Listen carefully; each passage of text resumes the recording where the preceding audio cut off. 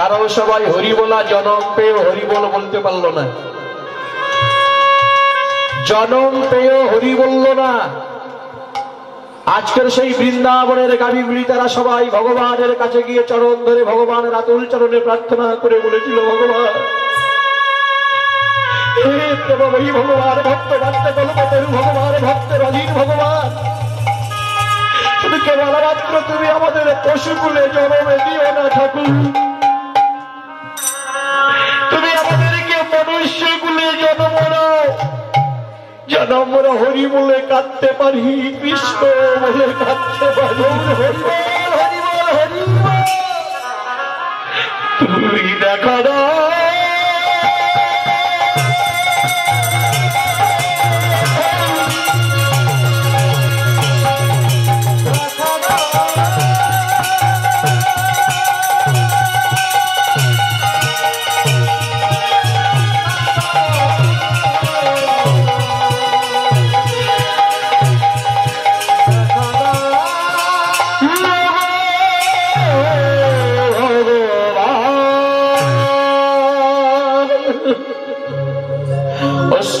নয়নে বৃন্দাবনের গাভীগুলি গহল সবাই কাঁদছে ঠাকুর,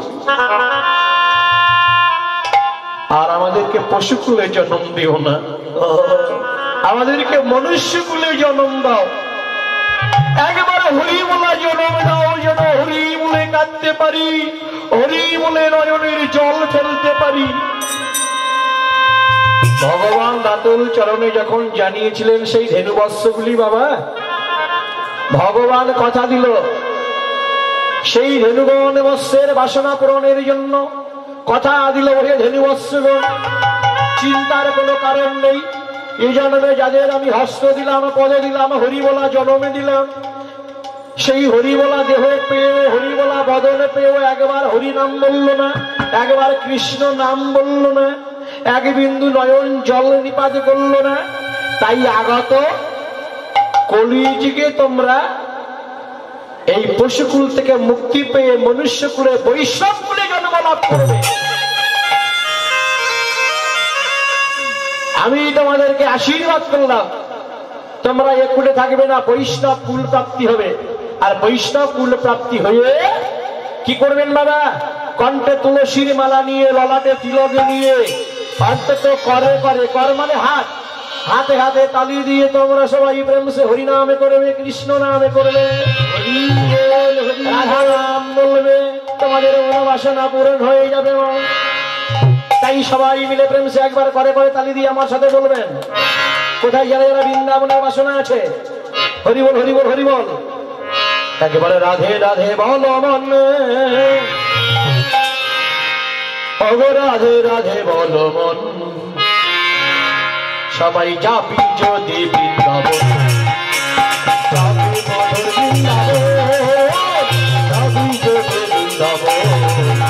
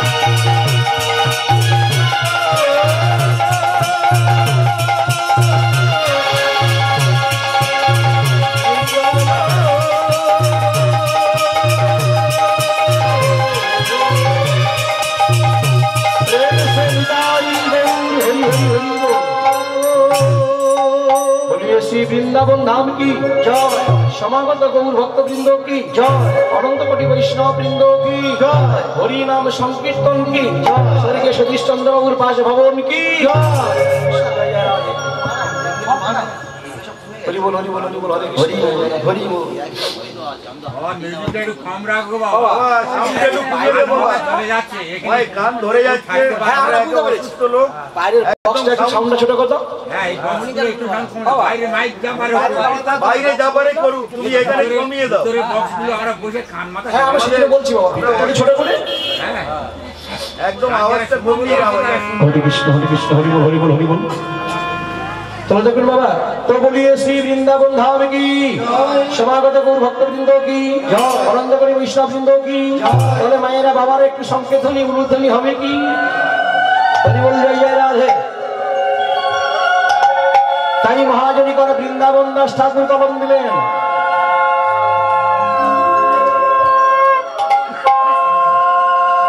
তাই মহাজনী করে বৃন্দাবন দাস ঠাকুর কলম দিয়েছেন। কি বলছেন বাবা? নবদ্বীপ হেন গ্রাম ত্রিভুবনে নাই, জহি অবতীর্ণ হইলেন মোর শ্রী চৈতন্য গোসাই। কিন্তু তখন ভাগবত আসতে মহাভারতে কলম দেননি। আপনারা অনেক আছেন বলবেন যে ভারত রচনা করলো কে? মহাভারত রচনা করেছেন মহামুনি দ্বৈপায়ন ব্যাস নন। একটু জেনে নেবেন, যখন মহাভারত গ্রন্থ রচনা করা হয়েছে তখন মহামুনি দ্বৈপায়ন ব্যাসের জন্ম হয়নি। গ্রন্থটা লিখেছেন অন্যজন, কিন্তু কালিটা চাপিয়ে দেওয়া হয়েছে ব্যাসের গায়ে। লক্ষ্য করুন বাবা। তাহলে যদি বলেন যে যেটা লিখেছে সত্য, তাহলে মুনিদের যদি নখাগ্র থেকে সন্তান হয়, কোন মুনি বলছে নাভি কমল থেকে পুত্র সন্তানের জন্ম হয়, কোন গ্রন্থে দিয়েছে জানু থেকে মানে এই হাঁটু থেকে সন্তান জন্ম হয়। সেটা কি করে হয়? মুনিদের মুখের ভাষায় হয়, মুনিদের কলমে হয়, কিন্তু বাস্তবে রূপান্তরিত নয়। ঠিক কিনা বাবা? হরি বল। কেন? এই যেমন গঙ্গার জন্ম হয়েছিল ভগবান বিষ্ণু নখাগ্র থেকে, জেনে নিন। ভগবান শ্রী বিষ্ণুর নখাগ্র থেকে তোমার গঙ্গার জন্ম হয়েছিল। এই যেমন পূর্ব ঋষি ছিল, পূর্ব ঋষি জানু থেকে সৃষ্টি করেছিল একটা কন্যা। এটা আমরা বলছি না, গ্রন্থে লিখছে। পূর্ব ঋষির কন্যার নাম কি? কন্দলী। কন্দলীকে সৃষ্টি করলে নিজে এই জানু থেকে। এই যিনি বলছেন নারদ নারদ নারদ, কথাটা কিন্তু নারদ নয়, না রদ।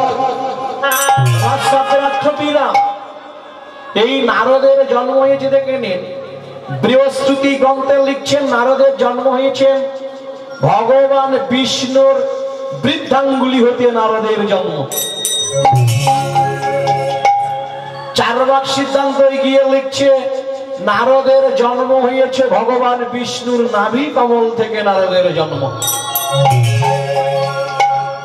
বিষ্ণু সংহিতায় সেদিনে দেখলাম, গর্গ সংহিতায় দেখলাম যে এই নারদের জন্ম হয়েছেন। দেখবেন আপনারা বিষ্ণু সংহিতায় দেখে নেবেন।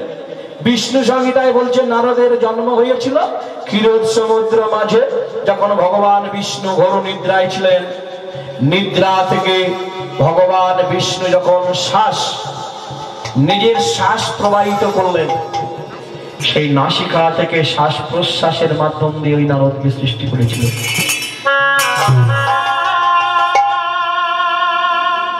তাহলে বলে দিন তো আপনারা যারা আছেন গুণীজন মহোদয় ব্যক্তিগণ, বাবা এই মাইসটা একটু দেবে, এই ভয়েসটা। আপনারা গুণীজন মহোদয় ব্যক্তিগণ যারা আছেন, আপনারা একবার বিবেকে প্রশ্ন করে বলুন তো, কোন মানুষের জন্ম তিন জায়গায় হতে পারে? কেউ বলছে বৃদ্ধাঙ্গুলি থেকে হয়েছে, কেউ বলছে নাভি থেকে হয়েছে, কেউ বলছে নাসিকা থেকে হয়েছে, তাই না বাবা? যে যার মতো লিখে গেল, কালিটা চাপিয়ে দিল ব্যাসের উপর, বললো ব্যাস করে গেছে।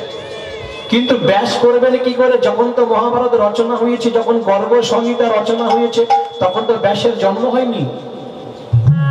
মা দুর্গায় আজ্ঞাইতে, মা দুর্গার অনুমতি নিয়ে গভীর রজনীতে মা এলেন কার কাছে? চিন্তা করছে লুপ্ত হয়ে যাবে গ্রন্থ, তাই নিজের অঙ্গের ময়লা। এবার লক্ষ্য করুন মায়েরা ও মা সকল, আপনারা সাবান দেন, সার্ফ ব্যবহার করেন, শ্যাম্পু ব্যবহার করেন, সে আগে দুদিন পরে। তাহলে মা কতদিন গায়ের ডলন দেয়নি, কতদিন গায়ে সাবান তোলেনি, যে মায়ের গায়ে এত ময়লা জমেছিল, যে মায়ের অঙ্গের ময়লা দিয়ে একটা সন্তানকে সৃষ্টি করলো, যার নাম হলো গণেশ।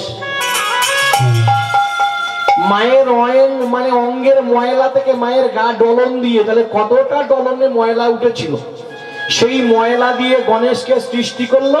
গণেশকে তৈরি করে গেল গণেশের কাছে, রজনীতে গিয়ে বললো, খোকা আমি তো তোর জননী, আমি তোকে সৃষ্টি করেছি, আমি তোকে অনুমতি করছি, তুই গ্রন্থে কলম ধর। বললো, মা আপনি আমাকে অনুমতি করুন। বললো, হ্যাঁ আমি তোর অনুমতি দিলাম, আমি বলছি তুই লেখ। কি করলো?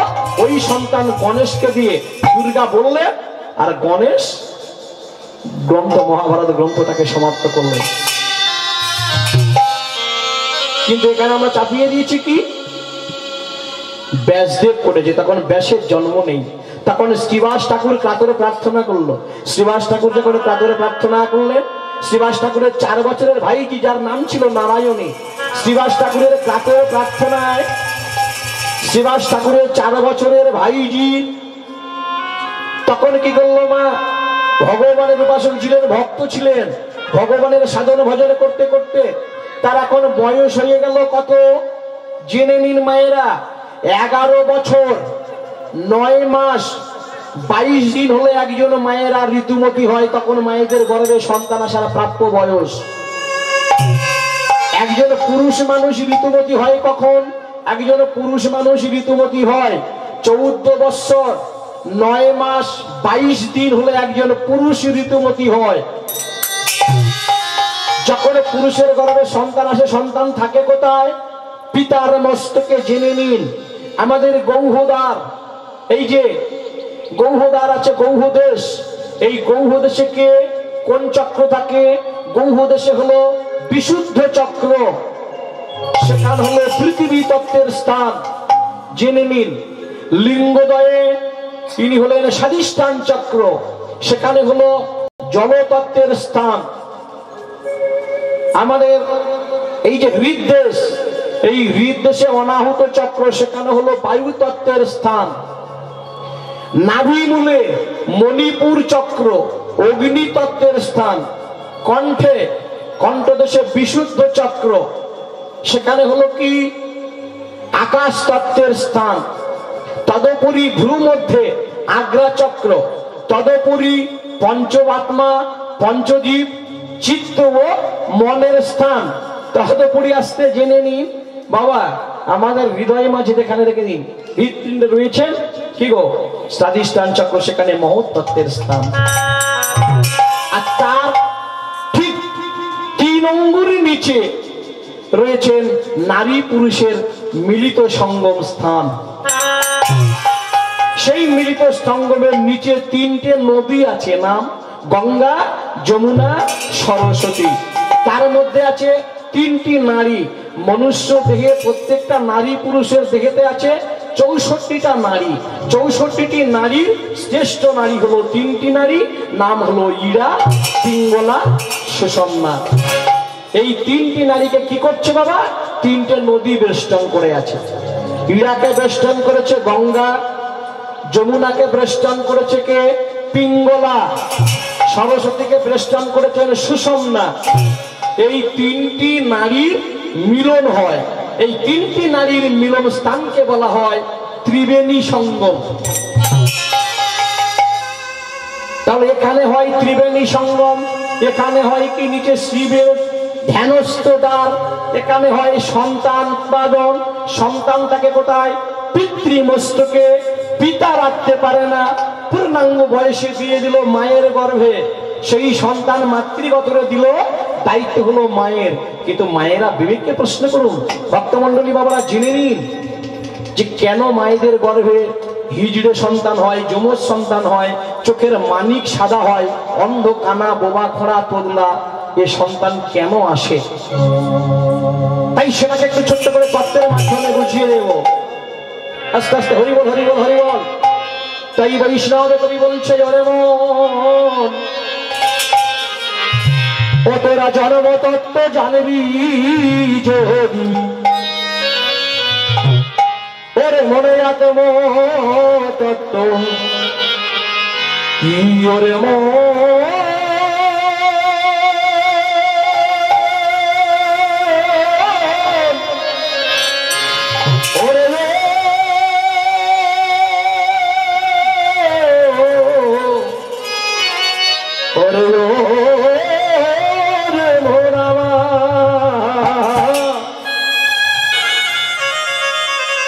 জীবের আত্মতত্ত্ব না জানিলে, ও জীবের আত্মতত্ত্ব না জানিলে, মাগো মা জন্ম তত্ত্ব না জানিলে, এ ধরায় আসা যাওয়া হয় বারো। আত্মতত্ত্ব জানবি ওরে আমার, আত্মতত্ত্ব জানবি যদি জানবি যদি ওরে আমার মন, জানবি যদি ওরে আমার মন, জানবি যদি ওরে আমার মন।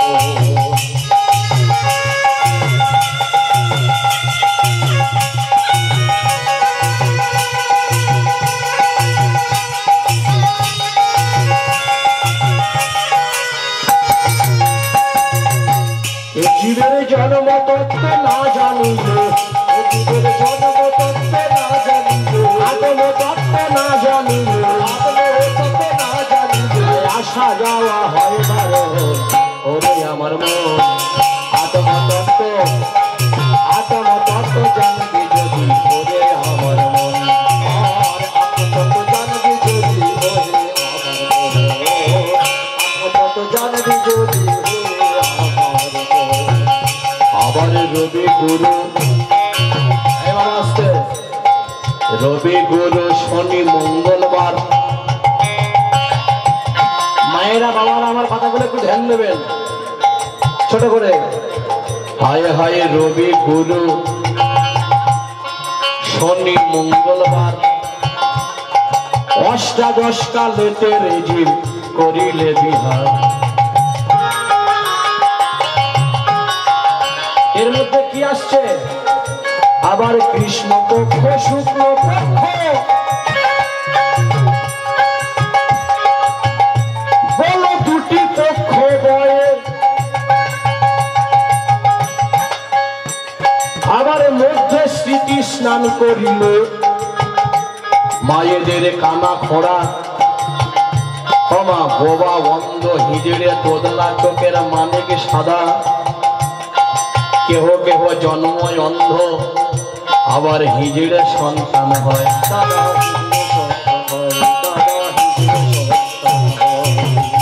আবার কৃষ্ণ পক্ষ শুক্ল পক্ষ দুটি পক্ষ ভয়।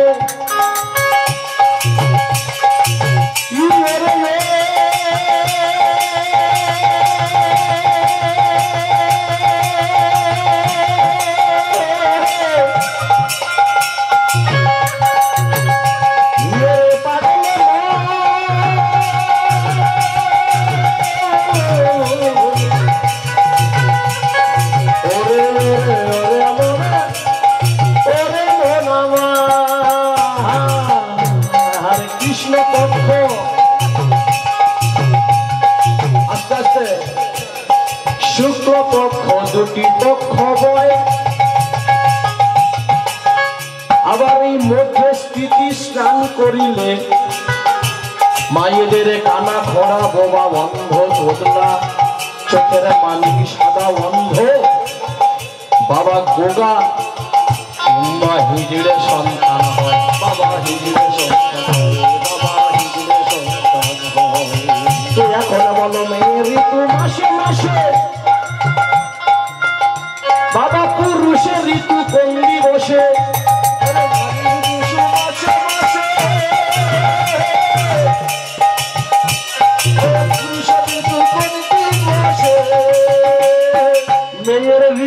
মাসে মাসে বাবা গো পুরুষের ঋতু কোন দিবসে আবার রোহিণী নক্ষত্র যদি পুরুষের ঋতু হয় সখার রোহিণী নক্ষত্র যেদিন পুরুষ ঋতু হয় সখার আগে গর্ভ হয় পিতা বাবা পরে গর্ভ মা আরে এই তত্ত্ব জানবি যদি গুরুর কাছে যা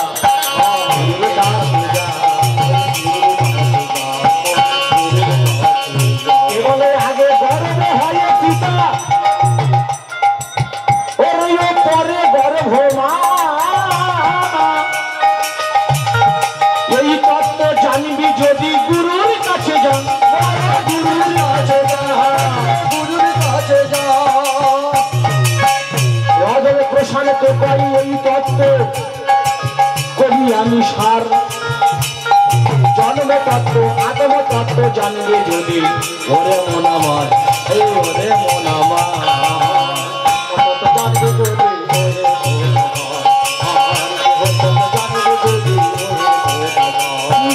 আত্মতত্ত্ব না জানিলে আত্মতত্ত্ব না জানিলে জীবী তত্ত্ব না জানিলে জীবের তত্ত্ব না জানিলে আসা যাওয়া হয় বারণ ওরে আমার মন জন্ম তত্ত্ব জানবে যদি ওরে আমার মন জন্ম তত্ত্ব জানবে যদি ওরে পাগল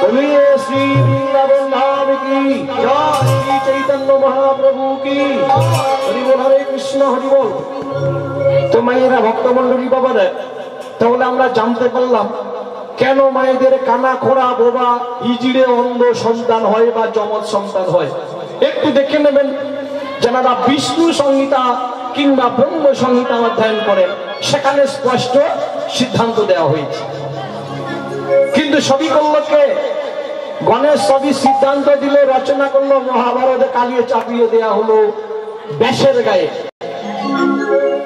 তথাপি তখন ব্যাসদেবের জন্ম হয়নি শ্রীবাস ঠাকুরের কাতরে প্রার্থনায় যখন তার 4 বছরের ভাইজি 4 বছর থেকে 5 বছর 10 বছর 11 বছর 12 বছর পূর্ণ হলো যখন মা 15 বছর হয়েছে বিবাহ দেওয়ার পরে কি হলো ওই নারায়ণীর গর্ভে যাকে আপনারা বলছেন ব্যাসদেব ওই ব্যাসদেব ঠাকুর স্বয়ং বৃন্দাবন দাস ঠাকুর হয়ে নারায়ণীর গর্ভে জন্ম নিল কি বাবা তাই না কি নাইনি বাবা নারায়ণীর গর্ভে বৃন্দাবন দাস ঠাকুর ওই ব্যাসদেব বৃন্দাবন দাস ঠাকুর হয়ে জন্ম নিয়ে তিনি রচনা করেছিলেন চৈতন্য ভাগবত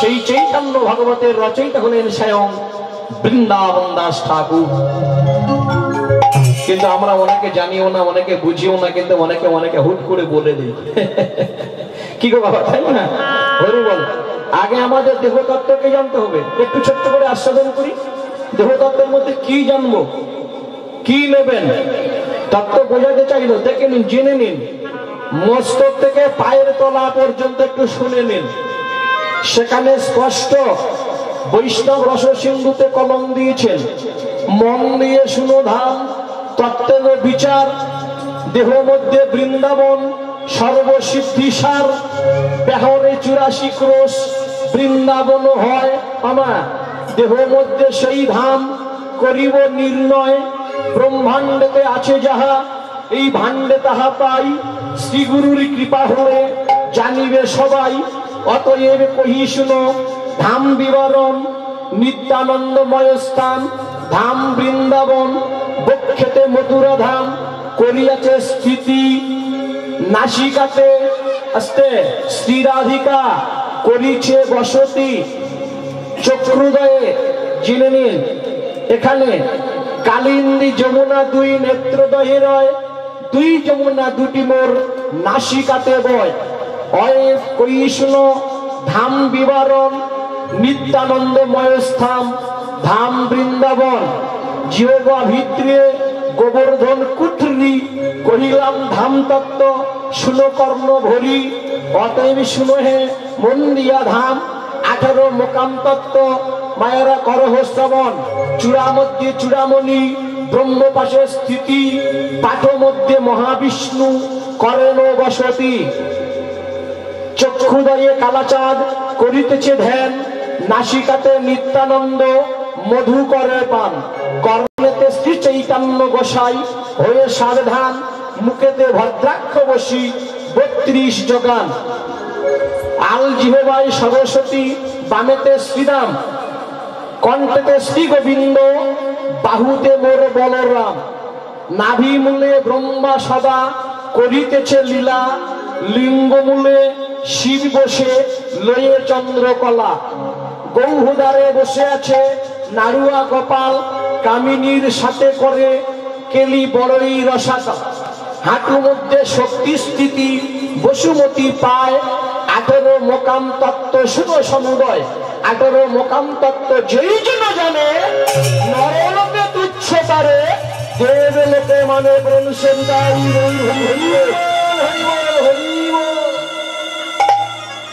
তাহলে আমাদের পায়ের তলদেশ থেকে উপরি ভাগ পর্যন্ত সবই তত্ত্ব দিয়ে ঢাকা, তাই না বাবা?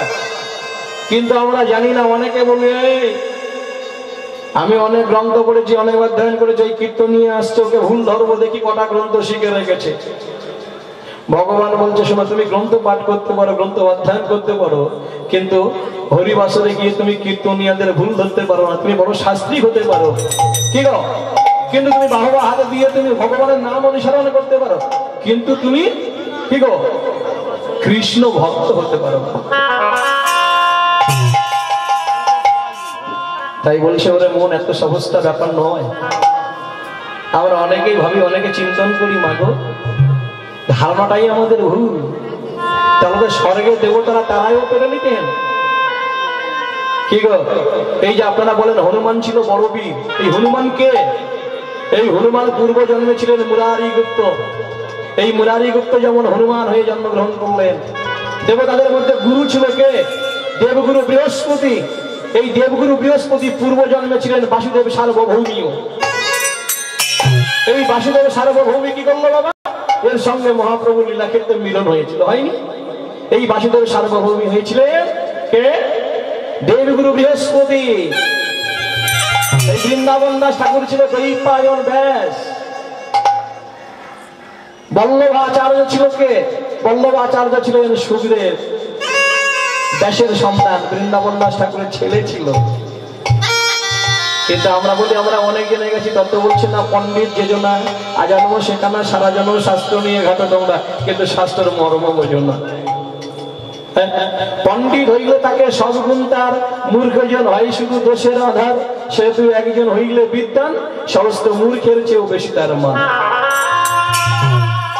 তুমি বলো যে আমি করি আমি করি, হাম করেগা হাম मैं नहीं करेगा, हम सब जानता है, কিন্তু অবশেষে দেখা যায় मैं सब नहीं जानता है। তুমি যদি ভক্তকে নিন্দা করো তুমি আমাকে পাবে না। ভগবান বলছে আমার থেকে আমার ভক্ত বড়, ভক্ত অপেক্ষা নাম বড়, নাম অপেক্ষা প্রসাদ বড়, প্রসাদ অপেক্ষা ভক্তের হৃদয়ের ভক্তিটা অনেক বড়। তাই তো যদি আমাকে শিব অন্তর দিয়ে ধ্যান যোগ করলো, গুরুদেবকে শরণাপন্ন হলো, স্বর্গের দেবতা গণমা সবাই গিয়েছে, দেখা যায় কি একত্রিত হয়েছে। এমন সময় পার্বতী মা স্বামীকে বলছে, ও স্বামী সবাই তো আমার সন্তানকে দেখতে এলো, সবাই তো আশীর্বাদ করতে গেল, কিন্তু ওই গ্রহ দেবতা এলো না কেন? কে? যে গ্রহ দেবতার অর্চনা আপনারা করেন, ও মায়েরা একটু এদিকে, প্রতিটা শনিবার করে গিয়ে তো একেবারে স্বামী সারাদিন ভ্যান বেয়ে কি খামার থেকে খেতে মজুরি করে কি 400 টাকা কামালো, স্বামীর কাছে গিয়ে ফর্দ ধরিয়ে দিলে স্বামী আজকের বৃহস্পতিবার মনে থাকে যেন শনিবার আমি মহাব্রত করব, ঠাকুরের ব্রত। স্বামী মনে মনে চিন্তা করছে রোডে আমি ভ্যান চালিয়ে দিনে 300-400 টাকা হয়, তা তোমার ফর্দ কত? বলো বেশি না, 5 হলেই চলবে। ভালো কথা। স্বামী 500 টাকা ধরিয়ে দিল। কি কি চাই বাবা? আঠা, ময়দা, কারণ মায়েরা বার করবে আর জন্মের গেলা তো গিলবে। তাহলে স্বামী চিন্তা করলো আমার স্ত্রী যখন মঙ্গল করছে, বার করছে, তাহলে দেওয়া যাক। 500 টাকার ফর্দ ধরিয়ে দিয়েছে, বাজার থেকে ময়দা, চিনি, কলা যা আনার এনে দিয়েছে। দিয়ে স্বামী এখন ভ্যান চালাতে চলে গিয়েছে। বাবা শনিবার দিন মা ব্রত করে বসে আছে। এইবারে বড় বাবার মন্দিরে গিয়ে ধর্ণা দিয়েছে। আর এখন তো তেমন পুরোহিত হয়েছে। জেনে নিন, যদি গ্রহরাজের ব্রত করতে হয় আগে জানবেন প্রথম প্রহরে সৎকই জাগে ভাই, দ্বিতীয় প্রহর মে ভোগী, তৃতীয় প্রহর মে তস্কর জাগে ভাই, চতুর্থ প্রহর মে যোগী। ভগবানের ভজন করতে গেলে এত সহজ নয়। ওই সন্ধ্যে 7টার সময় 8টার সময় গিয়ে বাবার ভজন নয়, বাবা খাও বললে বাবা খাবে না।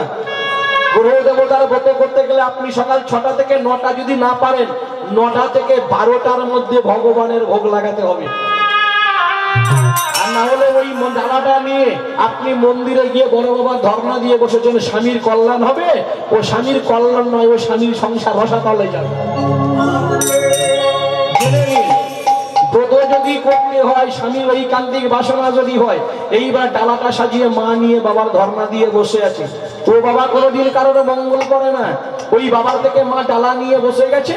স্বামী ভ্যান চালাতে গেছে, জানে আমার স্ত্রীর 500 টাকা তো মানে কিনে দিয়েছি, যাই হোক ঠাকুরের প্রসাদ একটু গিয়ে পাবো, দেহটা পবিত্র হবে, মনটা শুদ্ধ হবে। এইবার স্বামী ভ্যান চালিয়ে সন্ধ্যায় গিয়ে এসেছে, বলছে হ্যাঁ স্ত্রী যাও দাও। বলে বাবার ভোগটা আগে একটু দাও, সেবা নেই। তখন মা কি করছে?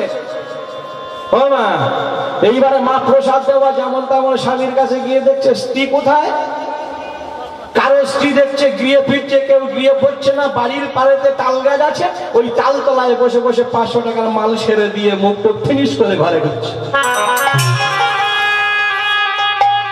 স্বামী মনে মনে চিন্তা করছে ভ্যান চালিয়েছে, 300 টাকা রোজগার করেছি, 500 টাকা এক্সট্রা দিয়ে দিয়েছি ভগবানের প্রসাদ খাবার জন্য। হ্যাঁ, আর নিজের স্ত্রী মাল সব তাল তলায় পুকুর পাড়ে বসে বসে অন্ধকারে সেরে দিয়ে ফিনিশ করে ঘরের মধ্যে। বিবেককে প্রশ্ন করুন, ভগবানকে বুঝবেন, বাবাকে নয়। জেনে নিন, আরে ভগবানকে কেমন করে পাবেন? আগে তো গার্লফ্রেন্ডকে বুঝুন, আগে গার্লফ্রেন্ডকে বুঝুন, আপনি বয়ফ্রেন্ড অবশ্যই পাবেন। গার্লফ্রেন্ডের ভজনা করলে বয়ফ্রেন্ড আপন থেকে আসবে। কি বাবা আসবে না? এর জন্য তো রাধা ভজন আগে চাই। তো আপনি বসলেন, সেবা নিলেন। মায়েরা জেনে নিন, যারা গ্রহরাজের ব্রত করেন, বার করেন, জেনে নিন শনির অঙ্গ কেন নীল, নীলবর্ণ কেন? ওই শনি দেবতা, তার গ্রহরাজ দেবতা, ওনার এক নাম হলো নীলাঞ্জন। এই শনির পুত্রকে, শনির ছেলে কে ছিল? শনি কে ছিল? কার ছেলে? দেবাদিদেব ভোলা মহেশ্বরের ছেলে ছিল। তা পার্বতী মায়া একদিন বলেছিল স্বামী আমাদের কনিষ্ঠ সন্তান রয়েছে গণেশ, তাহলে স্বর্গের দেবতা সবাই আশীর্বাদ করলো, আমার ছেলেটা আশীর্বাদ পাবে না? তা শিবের কাণ্ডটা কি ছিল? পূর্ব জন্মে মালি আর সুমালি নামে 2 জন মালির মেয়েকে শুল দিয়ে তার বধ করে দিয়েছিল। যে বাবার ধর্ণা আপনারা গিয়ে শনিবার দেন, দেওয়ার প্রয়োজন নেই। মনটাকে নিষ্ঠা করুন। মন যদি চাঙ্গা, খানার তলিতে গঙ্গা। আপনার মন যদি চাঙ্গা, ঘটির ভিতরে আপনার গঙ্গা। ভগবান বহির্জগতে নয়, ভগবান আপনার হৃদয় মাঝে। ভগবান আকাশে আছে, বাতাসে আছে, বিগ্রহতে আছে, চিত্রপটে আছে, নিরাকারেও আছে। ভগবান হৃদয় মন্দিরে আছে। ওই মন্দিরে না গিয়ে আপনি যে বাসস্থান, যে বাসভবনে মানে করছেন, বাস করছেন, যেটাকে বলা হয় হৃদয় মন্দির, আপনি যে বাড়িতে বাস করছেন ওটাকে বলা হয় যে গৃহ, ওকে বলা হয় গৃহ মন্দির। ওই মন্দিরটাকে মার্জন করুন, ভগবানকে পাবেন। আপনার হৃদয় মন্দিরটাকে পরিষ্কার করুন, তবেই না ভগবানকে পাবেন।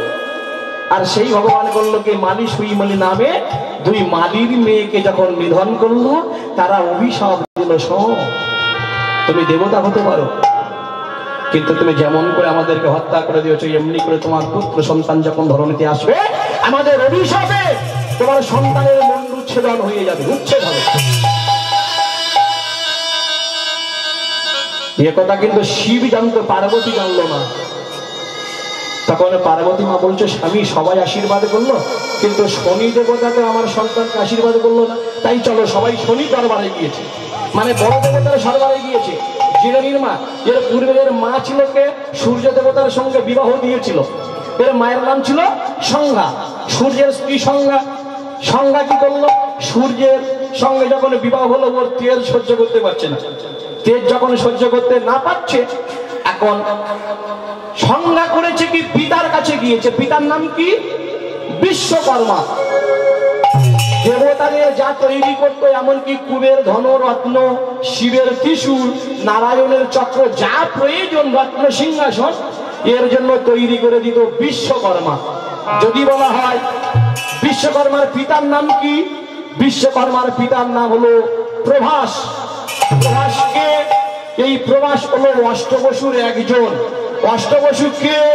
এই অষ্টবসু হলেন প্রভাস, প্রত্যুষ, অনল, অনিল, ধ্রুব, আপ, সোম, ধর। এই 8 জন অষ্টবসুর একজন হলেন প্রভাস। আর এই প্রভাসের স্ত্রীর নাম হলো যোগ সিদ্ধা, অর্থাৎ বিশ্বকর্মার মায়ের নাম হলো যোগ সিদ্ধা। তো এই বিশ্বকর্মা বাবা শাপগ্রস্তা হয়ে ধরণীতে জন্মগ্রহণ করেছিলেন। বিশ্বকর্মা ছিল 9টি পুত্র, আপনারা জানেন। লৌহকার, স্বর্ণকার, রৌহকার, কুর্মকার, রৌপকার, এরকম 9টা ছেলে ছিল। হ্যাঁ, তো বিশ্বকর্মার 9টা ছেলে। এইবার করেছে কি, বিশ্বকর্মার কাছে গিয়েছে, স্মরণ করলো, বিশ্বকর্মা তুমি এই চক্র দিয়ে সূর্য দেবতাকে খণ্ডন করে দাও। কি করলো? 13টা খণ্ডন করে সূর্যের গতিটাকে কমিয়ে দেওয়া হোক। তখন সংজ্ঞা কাঁদতে কাঁদতে পিতার কাছে গিয়েছে, মানে বাবার কাছে গিয়েছে। বাবা তো বিশ্বকর্মা।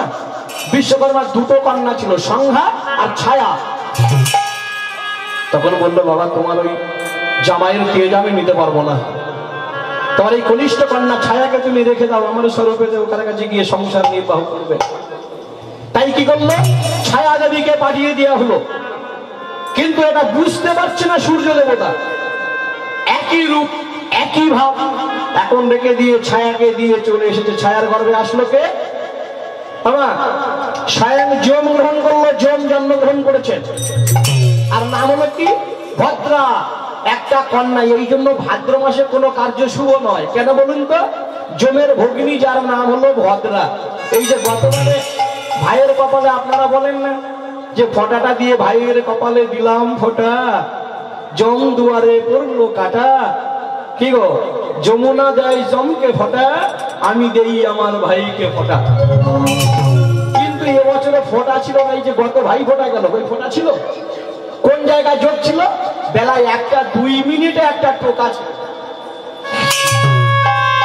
বেলা 2 মিনিটে একটা টোকা ছিল। ওর মধ্যে যদি কেউ দিতে পারলো হলো, না হলো এই ব্যাস। কেন? ওই ভাদ্র মাস এই ছিল, সেই ভদ্রার জন্ম হয়েছিল। সেখানে পঞ্জিকায় বলা হয়েছে যে ভদ্রাসনেতে কাউকে ফোঁটা দেওয়া চলবে না, অকল্যাণ হয়, তার ভাই যমলোক প্রাপ্তি হয়। জেনে নিন। এখানে লিখেছে কে? পঞ্জিকায়। পঞ্জিকায় সেখানে লিখে দিয়েছে, দেখবেন সেখানে বলা হয়েছে, পঞ্জিকায় আছে মধ্যাহ্ন, পূর্বাহ্ন, আহান্য, মধ্য পূর্বাহ্ন। সেখানে বলা হয়েছে কি? গঙ্গায় স্নান, পূর্ণাত্রীর স্নান, মহালয়ার স্নান, সংক্রান্তির স্নান। মানে স্নান করলে গয়ায় গিয়ে ডুব দিলে পার ধৌত হয়ে কি পুণ্য অর্জন করা যায়। সেখানে কাদের বলেছে? আপনাদের নয়, আমাদের নয়। সেখানে একবার বলা হয়নি যে এটা মানুষের স্নান। কি বাবা বলা হয়েছে? সেখানে একবার বলা হয়নি যে এটা মানুষের স্নান। সেখানে বলা হয়েছে মহালয়ার স্নান, গঙ্গায় স্নান। লক্ষ্য করুন। সেখানে গেলে মায়ের মনটা বারবার অভিপ্রায় গেল। স্বামীর কাছে গিয়ে করজোড়ে বলতে চাইল, স্বামী সবাইকে করলো, কিন্তু আমার সন্তানকে তো আশীর্বাদ করছে না শনি দেবতা, অর্থাৎ বড় দেবতা। জেনে নেবেন মায়েরা যারা বড় দেবতার অর্চনা করেন, একমাত্র বড় দেবতার তীব্রটা যেটা বস্তু প্রয়োজন হয়, তার মন্ত্র হলো খুবই তীব্র কাটা। অতএব ওই গ্রহ দেবতাকে অর্চনা করতে গেলে অনেক পুরোহিত ঠাকুর মশাইরা বলেন যে সাই বাবলার যে কাটা, ওই কাটা না হলে পূজা হয় না, জেনে নিন। গ্রহ দেবতার অর্চনা করতে গেলে লীল পাড় বস্ত্র না হলে হয় না। ভাই বাবা হয় না, জেনে নিন। লীল বসন মাল্য দান করতে হয়। শনির অঙ্গটা হলো লীল, যাকে বলা হয় আর এক নাম শনির পুত্র নীলাঞ্জন। তাই কি করলো? ছায়া সন্তানে করছে, সন্তানকে প্রতিপালিত করছে, লালন পালন করছে। একদিন যম চিন্তা করলো, কি করছে? ছায়াকে পদ উত্তোলন করলো। তাহলে কুপুত্র সন্তান হয়, কিন্তু কু মাতা পিতা তো কবু নয়। এখন মা করেছে কি? ছায়া যখন মায়ের দিকে পদ উত্তোলন করেছে, মানে লাঠি মারার জন্য ভাব দিয়েছে, লাঠি করেছে, মানে অ্যাক্টিং করছে আর কি, অভিনয় করছে। সঙ্গে সঙ্গে মায়ের হৃদয় আর ধৈর্য নিল না, অভিসম্পাদ করলো, তুই আমার সন্তান হয়ে এত বড় তোর দুঃসাহস, তুই আমার দিকে পদ উত্তোলন করলে, আমি তোর গর্ভধারিণী জননী হয়ে থেকে অভিসম্পাদ করলাম, আজ থেকে তোর একটা অঙ্গ খোলা হয়ে যাবে। যখন নাকি অভিসম্পাদ করলো যে অঙ্গ চলে যাবে, খোলা হয়ে যাবে, মানে ব্যাকা হয়ে যাবে, তো কাঁদতে কাঁদতে সঙ্গে সঙ্গে পিতার কাছে গিয়েছে। পিতা, মা যে আমাকে অভিসম্পদ দিয়েছে, আমার চরণ খসে পড়বে। ছায়া অভিশাপ দিয়েছে। সঙ্গে সঙ্গে পিতা বলল, শোন খোকা, তোর অভিশাপে খণ্ডন হয়ে যাবে। মা যখন অভিশাপে দিয়েছে, তোর চরণ তো যাবে না, মাতৃ অভিশাপের জন্য তোর চরণটা হবে একটু বাঁকা। এই জন্য যারা যম দেবতারা অর্চনা করেন, দেখবেন যম দেবতার চরণটা একটু বাঁকা হয়েছে। হয়নি বাবা? হরে কৃষ্ণ মিলিয়ে নেবেন। এইবারে মায়ের অভিপ্রায় যে না, আমার সন্তানকে আশীর্বাদ করুক, ওই দেবতা আসুক, গ্রহ দেবতা, বড় দেবতা, যারা বলেন সঙ্গী সংসার কল্যাণ হবে। জেনে নিন, ওই গ্রহ দেবতা যখন আসলো, গ্রহ দেবতা জানেন যে আমার অভিশাপ আছে, আমি যদি যাই ওর দিকে দৃষ্টি দেই, শনির দৃষ্টিতে গণেশের মুন্ডুটা ছেদন হয়ে যাবে, কেটে পড়ে যাবে। তাই শনি দেবতা আসলো না। সবাইয়ের রিকোয়েস্ট যখন হলো, সবের যখন অনুরোধ হলো, মায়েরা, মামাই বাবারাও যারা আছেন, দেখুন এখানে আমি কীর্তন করছি, যদি আপনাদের রিকোয়েস্ট হয় বাবা 5 মিনিট একটু বাড়িয়ে দিতে হবে, তাহলে গাওয়া প্রয়োজন। কিন্তু আমি দেখছি ওখানে গেলে সংকোচ বোধ কিছু একটা ঘটতে পারে, কিন্তু আপনারা বললেন যে না শুনবো না, আমি করলাম, কিন্তু দেখা গেল হিত না হয়ে বিপরীতটা হলো। ঠিক তত্র যখন শনি দেবতাকে রিকোয়েস্ট জানানো হলো, শনি দেবতা থাকতে পারলো না। কেন? তিনি জানেন, গর্গ সংহিতায় তার প্রমাণ দেওয়া হয়েছে যে এই ধরণীতে তখন কেউ ছিল না, ছিল একজন ভক্ত, নাম ছিল হরি, তার একটা মাত্র সন্তান ছিল, নাম ছিল সুমঙ্গল। ওই শনির দৃষ্টিতে সুমঙ্গলের মুন্ডুটা কেটে গিয়েছিল, ছেদন হয়ে গেছিল। হরি পাড়ায় পাড়ায়, নগরে নগরে ভিক্ষা ভেঙে তার সন্তানের জন্য অর্চনা করে তবে পুত্র সন্তানের প্রাণ ফিরে পেয়েছিল। তাই ওই শনি দেবতা অর্থাৎ বড় দেবতার মনে জানতে পেরে গেছে অভিপ্রায়, আমার দৃষ্টিতে সন্তানের হানি হবে। শোনো মা, তুমি যখন বলছো আমি যাব, কিন্তু এর জন্য দায়ী আমি নই, এর জন্য দায়ী আপনারা সবাই, আপনাদেরকে দায়ী নিতে হবে। তাই কি হলো, যখন মায়ের কাছে প্রার্থনায় ওই গ্রহ দেবতা মন্দির থেকে যখন শনি আসতে, যখন গণেশের দিকে দৃষ্টি দিল, বাবা শনির দৃষ্টিতে গণেশের মুন্ডটা কেটে পড়ে গেল। প্রেম সে নিতাই গৌর হরি হরি হরি। যখন নাকি গণেশের মুন্ডটা কেটে পড়ে গেল, একটা বাচ্চা ছেলে, শিশু ছেলের মাথা যখন কেটে গেল, সূর্য দেবতা রুষ্ট হয়ে গেল।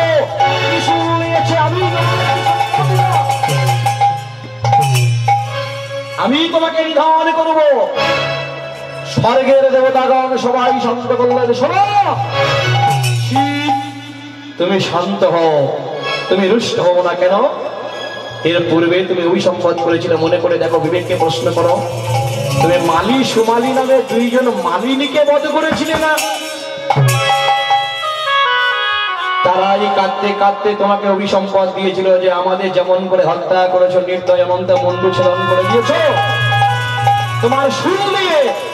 আর আমরা অভিসম্পাদ করলাম ওই গ্রহ দেবতার দৃষ্টিতে তোমার সন্তান গণেশের মণ্ডটাও ছেদন হয়ে যাবে। তাহলে এটা তোমার কর্মের ফল। কি বাবা, কর্ম নয়? কর্ম যেমন করবেন ফল আপনি তেমন পাবেন।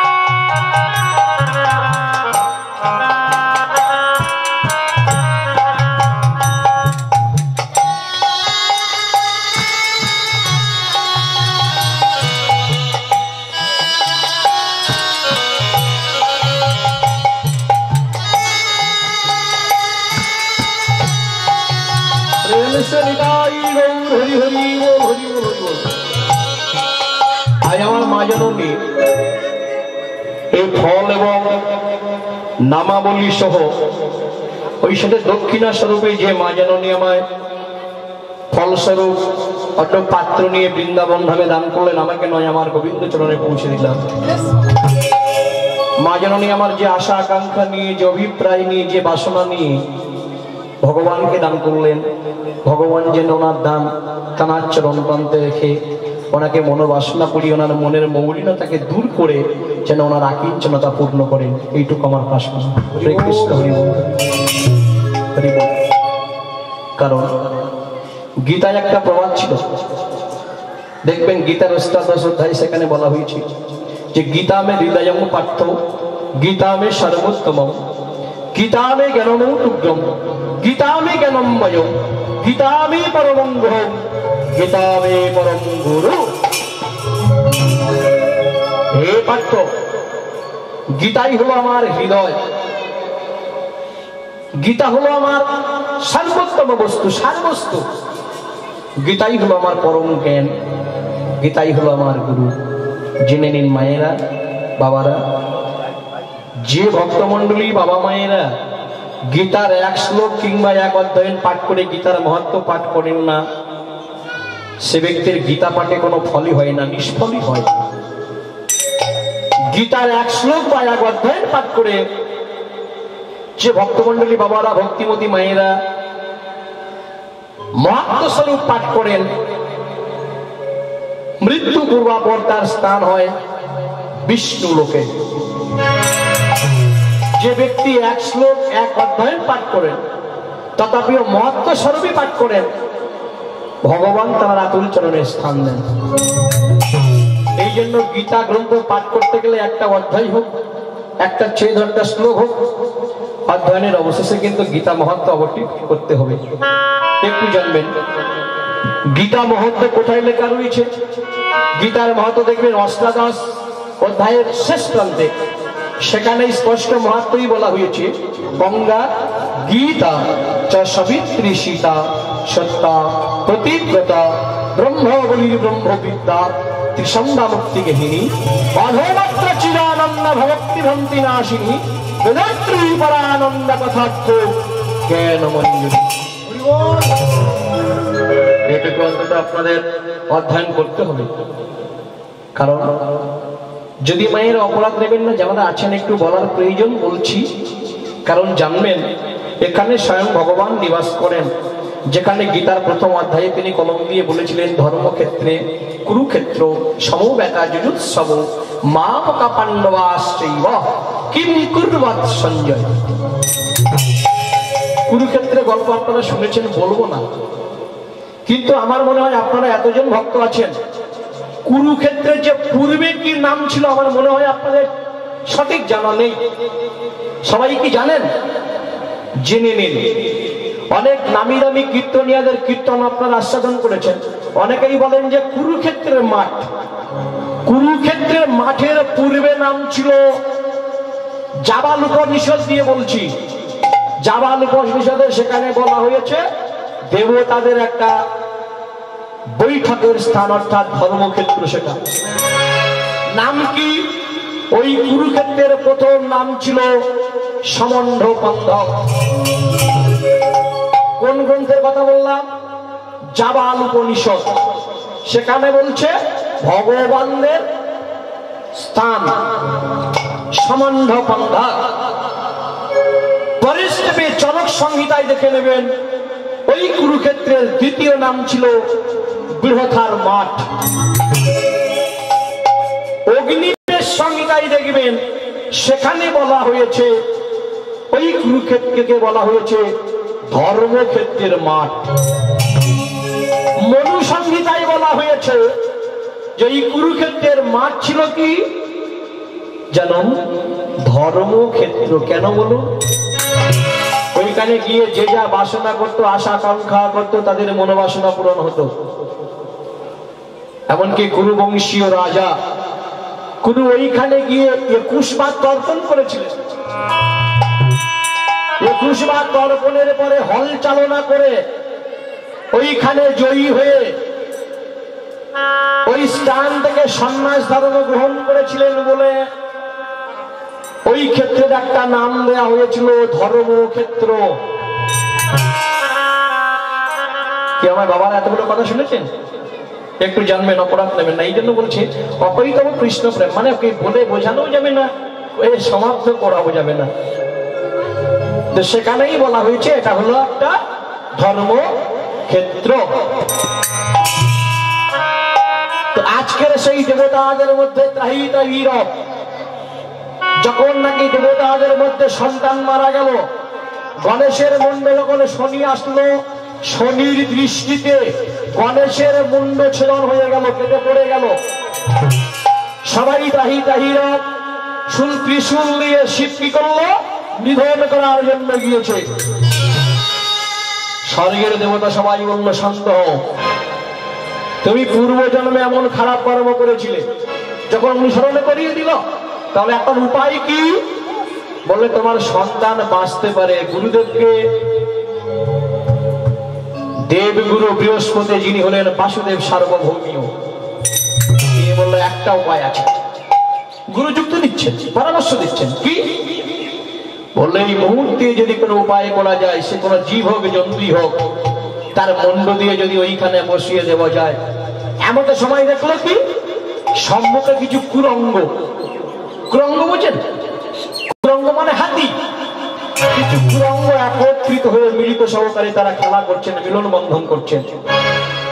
তখন বলে দিলে, শুনো, যদি ওই কুরঙ্গের মস্তন ছেদন করে নিয়ে এই মুহূর্তে যদি ওই ছেলের মস্তকে বসিয়ে দেওয়া হয়, ওই ছেলে পুনরায় প্রাণ ফিরে পাবে। কথা দিল। সঙ্গে সঙ্গে কি করলেন? নারায়ণ হস্তমা তার সুদর্শন চক্রকে অনুমতি দিল। সেই চক্র দিয়ে কুরঙ্গের মস্তটাকে ছেদন করে ওই বাচ্চার মাথায় পরিয়ে দিল। যখন নাকি বাচ্চা মানে গণেশ, গণেশের মস্তকে এই জন্যই কিন্তু বাবা হাতির মাথা বসানো হয়েছে, মানে হস্তির মাথা। অনেকের মনে প্রশ্ন জাগতে পারে যে হাতির মাথা কেন ছেলেটারে দেওয়া হলো? যখন নাকি ওই কুরঙ্গ মানে হাতির মাথাটাকে দেওয়া হয়েছে, গুরুরই কৃপাতে গণেশের তখন চৈতন্য ফিরেছে, চেতনা শক্তি ফিরেছে। গণেশ সকলে প্রাণ ফিরে পেয়ে গেল। স্বর্গের দেবতাগণ সবাই একত্রিত হলেন। একত্রিত হয়ে বাসুদেবের সার্বভৌমী গুরুদেব উনি ছিলেন, বললে শোনো, আজ থেকে তোমাদের নিয়ম হলো, স্বর্গের দেবতারা সবাই বৈঠক করলো যে আজ থেকে যে সন্তানের প্রাণ পুনরায় ফিরে পাওয়া গেছে, জীবিত পাওয়া গেছে, ওই সন্তানের প্রথমত যতক্ষণ সন্তান পূজা গ্রহণ না করছে, আমাদের স্বর্গের দেবতাগণ সবাই আমরা কি করব? জীবনে দুর্জয় প্রতিজ্ঞা নিলাম, কেউ মর্তধানের পূজা গ্রহণ করব না। এই জন্যই দেখবেন পূজার প্রাককালে পূর্বেতে গণেশের পূজাটা আগে হয়, হয় না বাবা? হ্যাঁ, স্বর্গের দেবতাগণ স্থির করলো এই বাচ্চার পূজা আগে, তবেই আমরা নেব। তোর বাহনটা কি থাকবে মায়েরা? বলুন, বাহন কে ছিল? হ্যাঁ, গণেশের বাহন ছিল মুশিক। স্বর্গের দেবতাগণ তখন বললো, তাহলে আমরা কর্তব্য থেকে বঞ্চিত হব না, আমরা নিতর হব না, আমাদের প্রত্যেককে বাহন দিতে হবে। এই প্রার্থনা যখন জাগলো, সঙ্গে সঙ্গে দেবতাদের মধ্যে বাহন চাইল লক্ষ্মী। লক্ষ্মীকে দিয়ে দিল, বললো লক্ষ্মী নিয়ে যাও, তোমার বাহন দিলাম, আজ থেকে তোমার বাহন হবে পেচক। পেচক মানে পেঁচা। লক্ষ্মীর বাহন দিল পেঁচা, সরস্বতী গেল বললে আমার বাহন চাই। ভগবান বলে দিলে তোমায় বাহন দেওয়া হবে, কিন্তু তুমি যে সরস্বতী তোমার বরপুত্র ছিল কেশব কাশ্মীরি, যিনি সর্বশাস্ত্রে লোকদর্পণে সুশিক্ষায় সুপাণ্ডিত্য অর্জন করলো, তোমার বাহন দিলাম হংস। তুমি হংস বাহিনী হবে, তুমি হবে গান বাজনার দেবী, তুমি হবে সুরের দেবী, তুমি হবে রাগের দেবী, কিন্তু তোমাকে মেরে দেওয়া হলো, তুমি বিদ্যার দেবী হতে পারবে না। তোমার যে বাহন হবে সেই বাহনের কণ্ঠে সুর থাকবে না, কিন্তু তোমার সুরে জগৎ মোহিত হয়ে যাবে। তোমার শিক্ষায় সবাই সুশিক্ষিত হবে। তুমি কালিদাসকে বলে দিয়েছিলে, মহাপণ্ডিত বানিয়েছিলে, কেশব কাশ্মীরকে সকল শিক্ষায় সুপণ্ডিত অর্জন করেছিলে, সে তোমার শ্রেষ্ঠ বীর ছিল, কিন্তু তোমার বাহনের গলায় কোনো সুর থাকবে না। সরস্বতী বলল, প্রভু তাহলে এমন পায়? বললো, তুমি শিক্ষা প্রদানের জন্য তোমার হাতে তুলে দিলাম আজ থেকে এই শ্বেত, শ্বেত মানে সাদা, শ্বেত বীণা, এই বীণাই তুমি টান দেবে। শোনো, আর এই বীণা শূন্যে বাজবে। শূন্যে বাজবে মানে কি? শূন্যতে সুর প্রদান করবে। এই থেকে আজ থেকে তোমার এই বীণার অপর নাম হবে শূন্য শেখর। ভগবান বললো, হায় হায়, তাহলে সরস্বতী তুমি কি করবে? বলে, আমি তোমায় যেদিন আমায় স্মরণ করবে প্রভু, আমি সেই দিন তোমার কাছে যাব। জেনে নিন আমার, সেই দিন পূর্ণাঙ্গ তিথি পড়ে গেল। আস্তে গণেশ প্রাণ ফিরে পেয়ে গেল। স্বর্গের দেবতাগণ সবাই বৈঠক চাকলো। একটা করে সরস্বতী বাহন দিল হাঁস, লক্ষ্মীর বাহন দিল পেঁচক, যমরাজ গেল, যমের বাহন দিল মহিষ, কার্তিক গেল, কার্তিকের বাহন দিল ময়ূর, গণেশ গেল, গণেশের বাহন দিল কি গো? মুশিক, মানে যেটা আপনারা বলেন ইঁদুর, ওকে সংস্কৃতে বলেছে ছুঁচো। সমুদায় স্বর্গের দেবতার একটা করে বাহন দিল। লক্ষ্মী সরস্বতী চেয়ে নিল, মা যোগমায়া দুর্গা, যখন আমায় অর্চনা হবে আমার গ্রহণকালে থাকবে কদলে বৃক্ষ। যে কদলে বৃক্ষ জন্ম ঋষি ঋষি থেকে এই কদলী বৃক্ষ সৃষ্টি হলো। এই কদলে বৃক্ষ বহু রূপে আমার দক্ষিণ আসনে গিয়ে আসন গ্রহণ করবে। যমরাজ মহিষ রূপে গিয়ে ধর্মকে রক্ষা করবে। আর আমাকে পাওয়ার জন্য মহাবীর সুরত 10,000 বছর পুষ্কর তীর্থে সাধন ভজন করবে। সুরতকে আমি অচিরে বর দিয়েছিলাম। কেন? তিনি হলে দেবী দুর্গার বর পুত্র।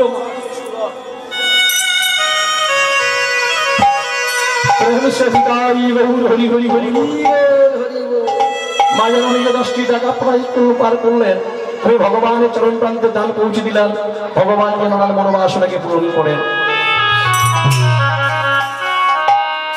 সেই থেকে সমুদায় স্বর্গের দেবতা মা একটা করে বাহন চেয়ে নিল। প্রত্যেকের বাহন দেওয়া হয়ে গেল। কিন্তু অনেকে বলবেন, তাহলে নারদ ছিল, নারদের বাহন কে দিয়েছিল?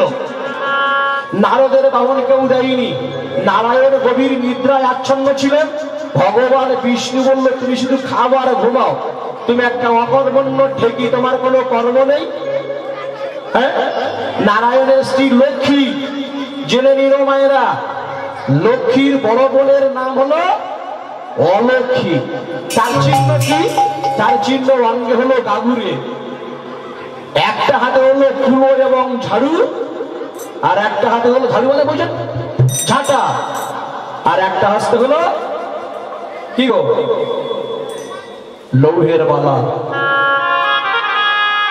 দেখে নেবেন, যারা মায়ের অর্চনা করেন, কালী মায়ের অর্চনা হয়, দীপাবলি হয়, পূর্বে যখন মায়ের পূজা হয় তার পূর্বে অলক্ষ্মীকে বিদায় করতে হয় না?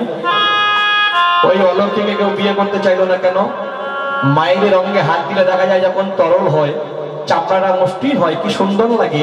কিন্তু লক্ষ্মীর গায়ে যখন হাত দেওয়া হয়, ওই লক্ষ্মীর বোন অলক্ষ্মীর গায়ে যখন হাত দেওয়া হয়, দেখা যায় তার গায়ে কি গো? চামড়াটা উঁচু নিচু, খসা খসা, মানে ফাটা ফাটা মতো গাগুরে। তা বললো, একে দেখতেও ভালো না, একে কেউ বিবাহ করবে না। তখন একজন মুনি ছিল, নাম কি? সুতপা নামক একজন মুনি ছিল, বলেছিল আমি ওকে বিবাহ করব। বিবাহ করলো। কিছুদিন যায়, ওই সুতপা মুনি লক্ষ্মীর বড় বোন অলক্ষ্মীকে ত্যাগ দিল, সংসার আর হলো না।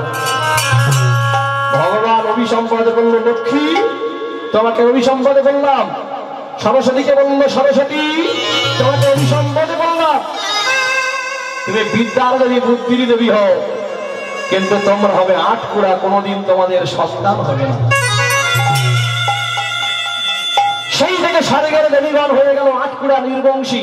তো একজন বলতে পারবেন যে লক্ষ্মীর ছেলে ছিল, সরস্বতীর ছেলে হয়েছে? কিন্তু অনেকে বলে আদা রাধা, রাধা হলো আটকুড়া, রাধার কোনো ছেলে নেই, জেনে নিন। রাধার ছেলের নাম হলো কি? মহাবিষ্ণু। কনিষ্ঠ সন্তানের নাম হলো বিষ্ণু। রাধার দুটি ছেলে ছিল, কিন্তু রাধা 20 মাস পরে ডিম্বটাকে নিয়ে নদী জলে বিসর্জনের জন্য ওকে অভিসম্পদ দেওয়া হয়েছিল।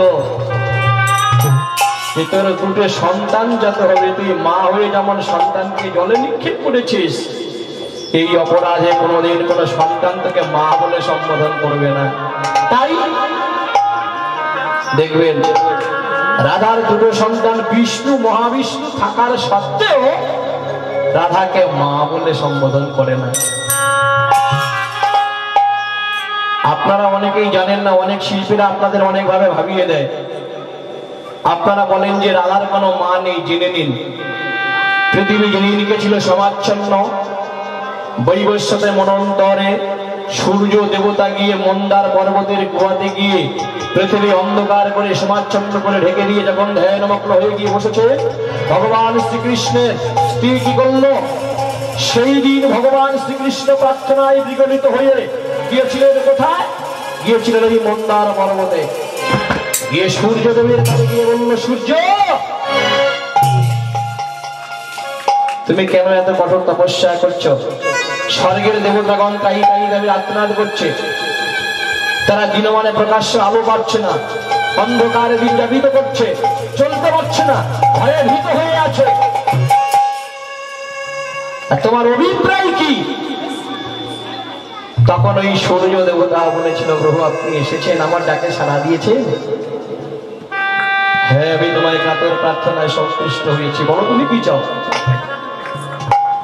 তা বলল, প্রভু আমি কিছু অন্য কিছু চাই না, আমি শুধু চাই কেবলমাত্র আমি একজনকে বিবাহ করব, তার গর্ভে একটা কন্যা সন্ততি আসবে, আর সেই কন্যার দাস হয়ে থাকবে তুমি, অবগত হবে তুমি, অনুগত হবে তুমি।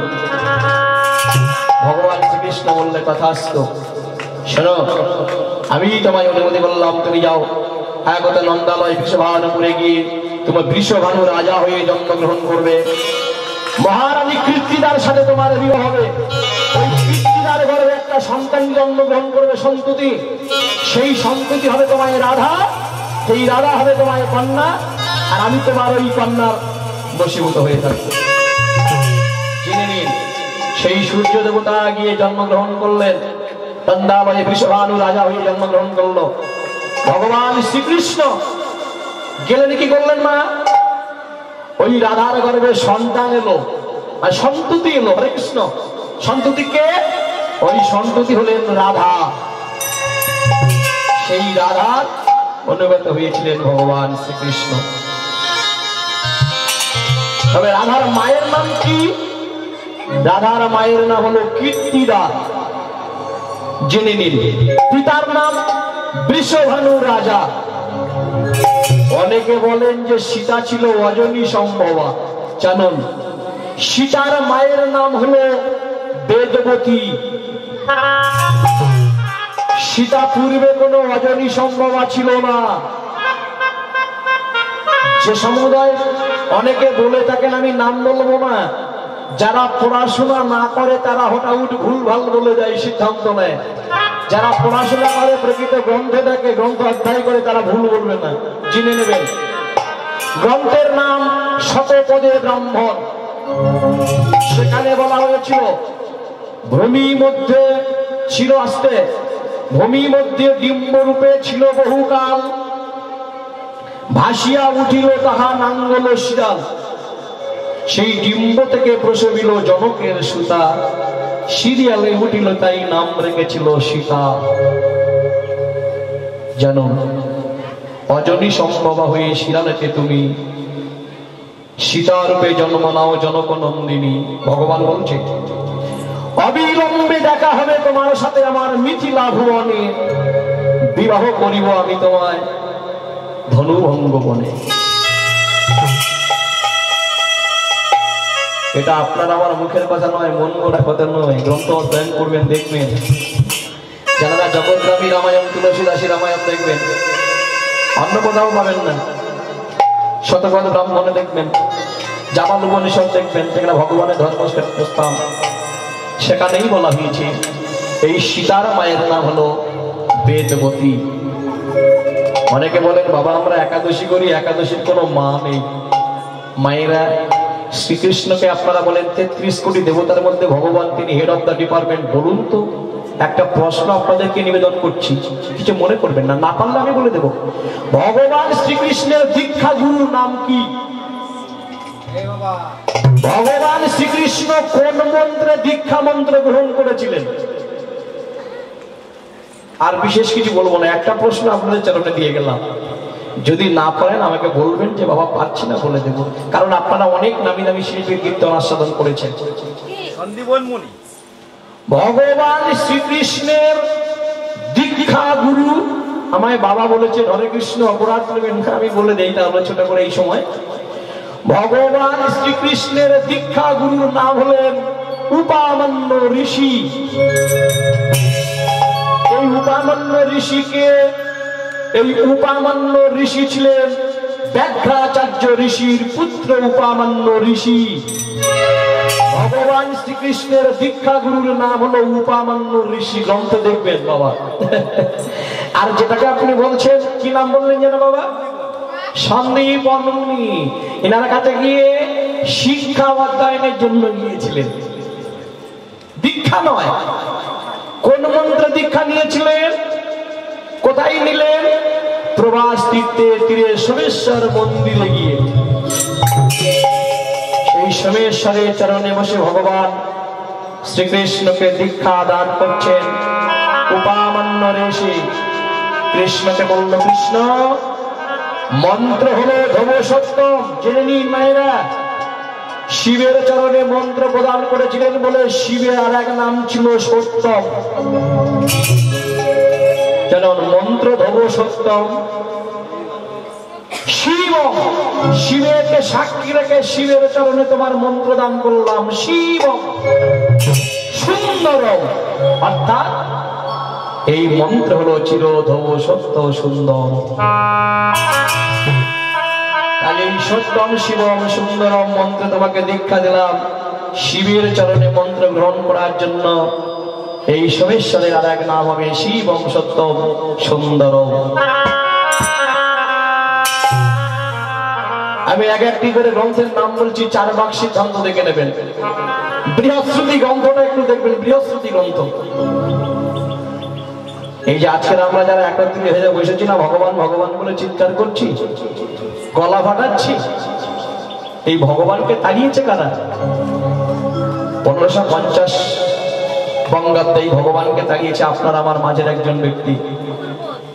যারা আজকের একেবারে ঘোলটা নাড়িয়ে ভগবানকে ডাকছে, ভগবান তুমি সোনার বাংলায় ফিরে এসো, সোনার মসজিদে ফিরে এসো, সোনার মন্দিরে ফিরে এসো, তখন কোনো শাস্ত্র কথা ধর্ম কথা আলোচনা করতে দেওয়া হতো না। তখন একটা অত্যাচার ছিল, ভগবানকে আমরা সোনার বাংলা থেকে নিজেরা তাড়িয়ে দিয়েছি। তাই ভগবান নিজে গেলেন কোথায়? বাংলাদেশ সিলেট থানার অধীনে সিয়ট্ট গ্রামে গিয়ে ভগবান তার ঠাকুরদা ছিলেন উপেন্দ্র কিশোর মিশ্র, ঠাকুরমা ছিলেন শোভাদেবী মিশ্র, সেখানে গিয়ে তাদের সঙ্গে তার প্রয়োজনা নিবারণ করেছিলেন। মায়েরা বাবারা যারা আছেন হরে কৃষ্ণ, অপরাধ নেবেন না। এই জন্য কৃষ্ণ কথা এ নেওয়াটা খুবই কষ্টকর। যাই হোক, স্বর্গে দেবতা আশীর্বাদ করলো, আজকে গণেশের প্রাণদান ফিরে পেল, ভগবান হয়ে ভক্তের মনোবাসনা পূরণ করলেন। এই জন্য স্বর্গের দেবতা গণেশকে আগে পূজা দিল, তারপর সবাই পূজা গ্রহণ করলেন। সরস্বতী সবাইকে প্রদান করলো, গান শিক্ষা দিল, তিনি হলো দেবী, গান বাজনা সুরেশ দেবী, সেগুলো ছিল একাদশী। কেউ অন্য সেবা করলো না।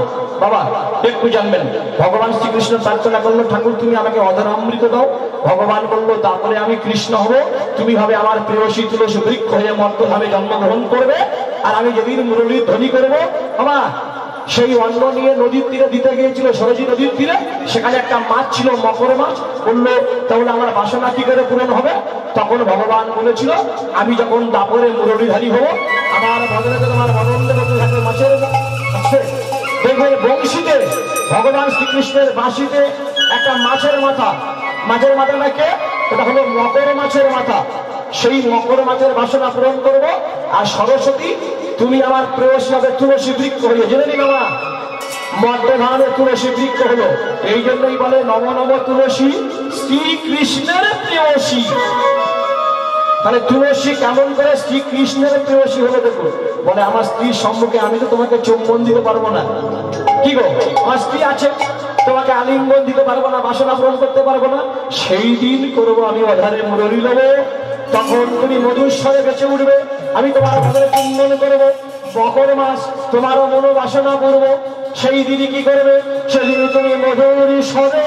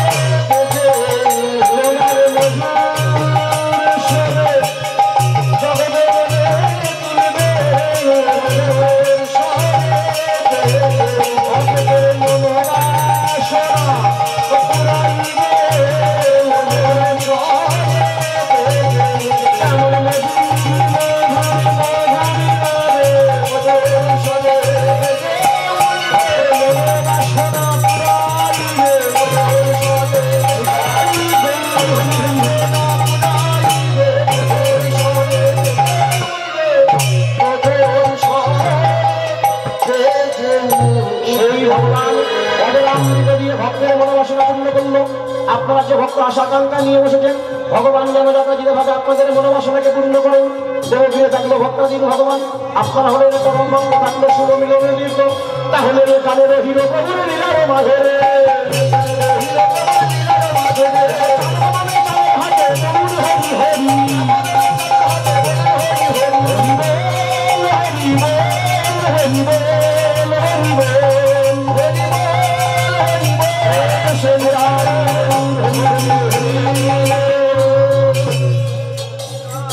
আপনারা আবার ধৈর্য ধরে বসুন, আমার পরবর্তী দাদা আসছে, আপনারা আবার লীলার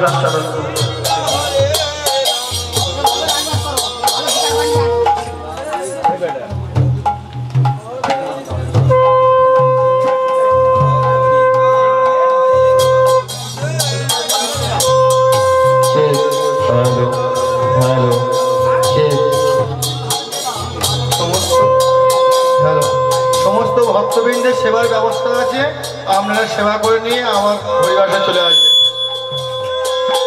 সমস্ত ভক্তবৃন্দের সেবার ব্যবস্থা আছে, আপনারা সেবা নিয়ে